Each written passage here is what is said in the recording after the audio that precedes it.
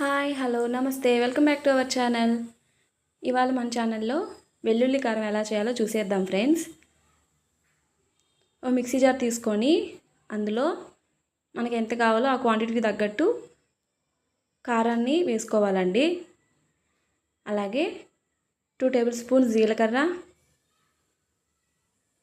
టేస్ట్కి తగ్గ సాల్ట్,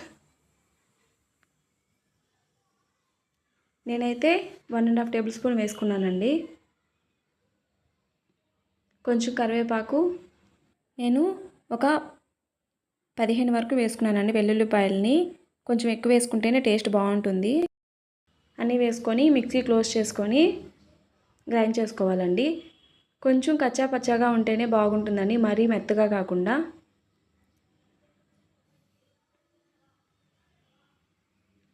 ఇప్పుడు నేను తిరగమాత పెట్టుకున్నానండి.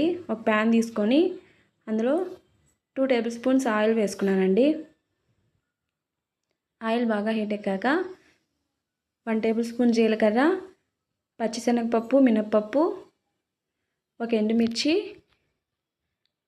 అలాగే కొంచెం కరివేపాకు వేసుకుంటున్నాను. వేసుకొని త్వరగా ఫ్రై చేసుకోవాలి. మనకి ఏమి తినబుద్ధి కానప్పుడు, ఫీవర్ వచ్చినప్పుడు, నోటికి ఏం సగిచ్చినప్పుడు ఇలా వెల్లుల్లి కారం చేసుకొని తింటే చాలా అంటే చాలా బాగుంటుందండి. ఒక ముద్ద ఎక్స్ట్రానే తింటారు.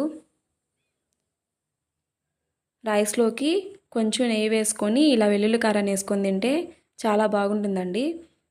ఇలా తిరుగుమాత బాగా ఫ్రై అయిన తర్వాత మనం గ్రైండ్ చేసుకున్న కారాన్ని అందులోకి ట్రాన్స్ఫర్ చేసుకొని బాగా మిక్స్ చేసుకోవాలి ఫ్రెండ్స్.